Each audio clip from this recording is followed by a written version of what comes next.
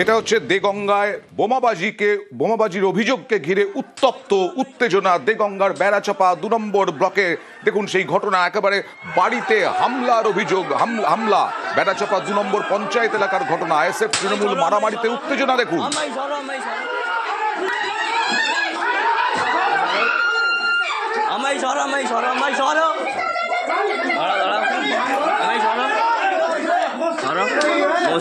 ঠিক আছে মোস্তানি দাও, ঠিক আছে ঠিক আছে মোস্তানি ঠিক আছে আমায় সরো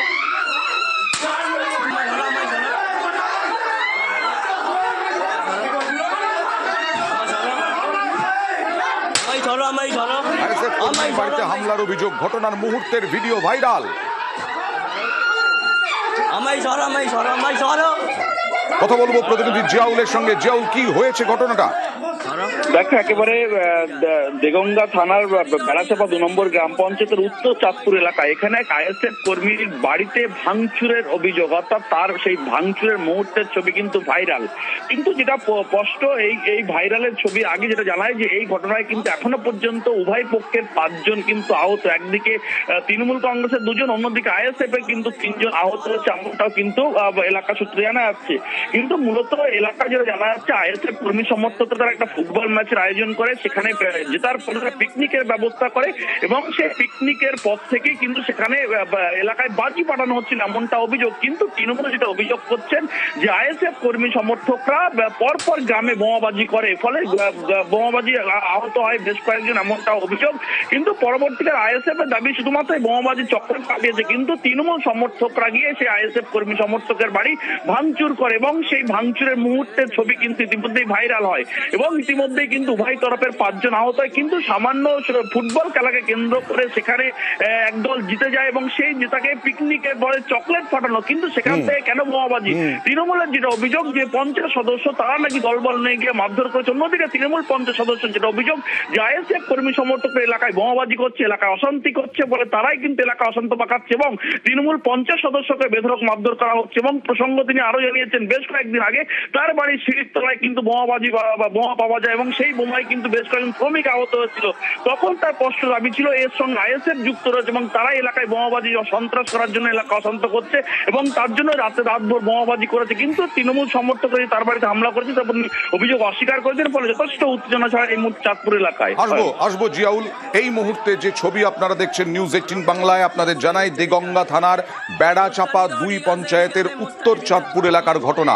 আইএসএফ এর অভিযোগ ফুটবল খেলায় জিতে তারা পিকনিকের আয়োজন করে, শেষে চকলেট ফাটায়, বোমা ফাটায়। এই অপরাধে তৃণমূলের স্থানীয় পঞ্চায়েত সদস্য সহ অন্যান্য তৃণমূল কর্মীরা আইএসএফ এর সমর্থকের বাড়ি হামলা, ভাঙচুর, মারধর, আহত ৪। দেখুন সেই ছবি, দুপক্ষে আহত ৫ তৃণমূলের পঞ্চায়েত সদস্যের দাবি এটা কোনো রাজনৈতিক দ্বন্দ্ব নয়। মোস্তানি দাও, ঠিক আছে ঠিক আছে মোস্তানি ঠিক আছে আমায় সরো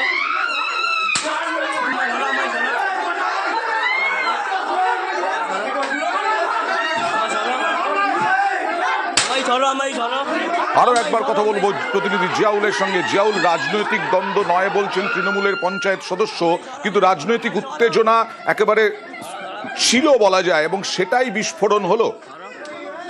একদম, দেখো, অর্থাৎ একদিকে আইএসএফ এর স্পষ্ট দাবি, তারা দাবি করছেন যে একটি ফুটবল ম্যাচে তারা জিতে যায়, জেতার পর সেখানে এলাকায় পিকনিকের ব্যবস্থা করে এবং সেখানেই তার সমর্থকরা সেখানে চকলেট বোমা ফাটায়। কিন্তু তৃণমূলের যেটা অভিযোগ যে রাতভর কিন্তু তারা বোমাবাজি করেছে, একের পর এক বোমাবাজি করেছে, ফলে গ্রামের অনেকে কিন্তু ভয়ে আতঙ্কে রাস্তায় বেরিয়ে এসছে। ফলে তারপরে কিন্তু এই তৃণমূল সমর্থক বা তৃণমূল পঞ্চায়েত সদস্য তিনি দলবল নিয়ে গিয়ে আইএসএফ সমর্থকের বাড়িতে যায়, কেন এলাকায় বোমাবাজি করা হচ্ছে, ফলে তাদের কোনো সমর্থক নেই, কিন্তু তারা কেন এলাকায় বোমাবাজি করছে এটা জানতে গিয়ে কিন্তু তার বাড়িতে হামলা হয়, এমনটাও কিন্তু আইএসএফ এর পক্ষ থেকে অভিযোগ করা হচ্ছে। কিন্তু তৃণমূল পঞ্চায়েত সদস্যের দাবি যে আইএসএফ বলে এখানে কিছু নেই, কোনো রাজনৈতিক দল নয়, রাজনৈতিক গন্ডগোল নয়, কিন্তু তারা যে তার বাড়িতে হামলা করেছে সেটা কিন্তু তিনি অস্বীকার করেছেন এবং পাল্টা তিনি বলছেন যে আইএসএফ পাল্টা ৫০ সদস্যকে বেধড়ক মারধর করেছে এবং তার বেশ কয়েকজন সমর্থক আহত হয়েছে, ফলে যথেষ্ট উত্তেজনা ছড়ায় এই চাঁদপুর এলাকায়। ফলে এই মুহূর্তে কিন্তু ঘটনাস্থলে পুলিশ রয়েছে, ফলে কিন্তু ইতিমধ্যেই কিন্তু উভয় পক্ষের প্রায় ৫ জন আহত হয়েছে, ফলে রাতভর বোমাবাজি।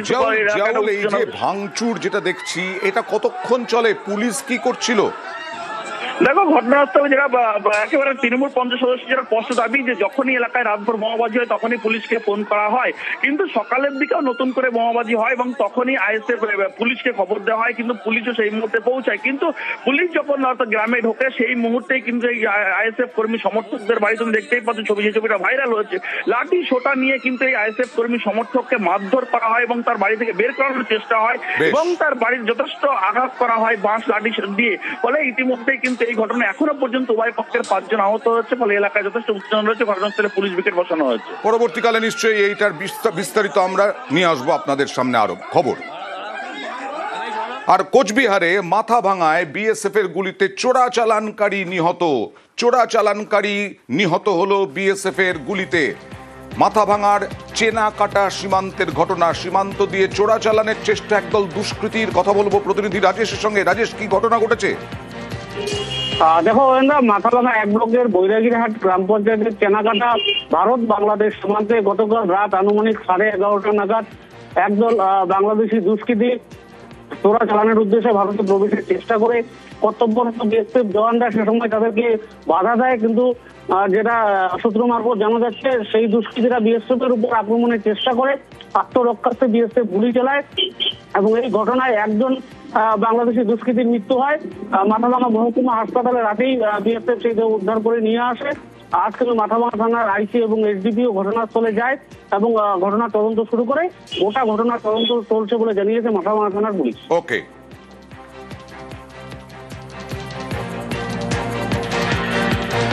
আজকেও অগ্নিশর্মা বিজেপি বিধায়ক অগ্নিমিত্রা পল আজকে একেবারে দামোদরের বালি পাচার নিয়ে বিক্ষোভ দেখালেন, ডাম্পার আটকালেন, বালি পাচার হচ্ছে এই অভিযোগ করলেন বালিঘাটে গিয়ে অগ্নিমিত্রা। দেখুন, কতজনের প্রাণ গেল, কতজনের প্রাণ গেছে, আর দামোদরকে শেষ করে দিয়েছে। 3,500-4 হাজার টাকা করে বালি কিনতে হচ্ছে। এই বুড়ো গাড়ি চলে যাচ্ছে কলকাতা, এই বড় বড় গাড়ি গ্রামের রাস্তা দিয়ে কলকাতা যাচ্ছে, লোকাল লোকেরা বালি পাচ্ছে না,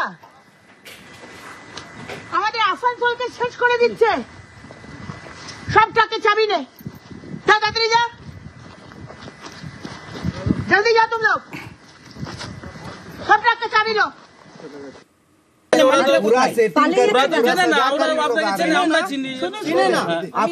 सजा कर रहा है ना, সেটা আপনি আপনার মতো করুন, কিন্তু এটা তো লিগ্যাল ঘাটের মাল, सजा कर रहे हैं। এটা লিগ্যাল ঘাটের মাল। আমি তর্ক করছি না আপনার সাথে, আমি ফ্যাক্টটা বলছি। আমি ম্যাডাম ফ্যাক্টটা বলছি আপনাকে। আপনি আপনার কাজটা করুন, আমি আপনার কাজ করছি, সেটা তো বলছি। আমি আপনাকে ফ্যাক্টটা বললাম ম্যাডাম যে এটা হীরাপুরের লিগ্যাল ঘাটের মাল। যদি চালান দেখান, সেটার জন্য সময় লাগবে। কথা বলবো প্রতিনিধি দীপকের সঙ্গে। দীপক, এই পুলিশ অফিসার যখন বলছেন, তিনি বলছেন এটা লিগ্যাল ঘাট আছে, মানে বালি তোলার অনুমতি আছে। তা কালকে দেখলাম ট্রাফিক নিয়ে অগ্নিশর্মা, আজকে বালি নিয়ে অগ্নিশর্মা। কিভাবে দেখছেন আসানসোলের মানুষ অগ্নিমিত্রার এই ভূমিকা?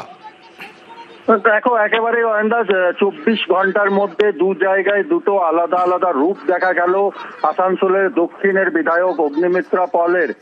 কারণ নির্বাচন যত কাছে আসছে ততই কিন্তু উগ্র হচ্ছেন বিধায়ক অগ্নিমিত্রা পল।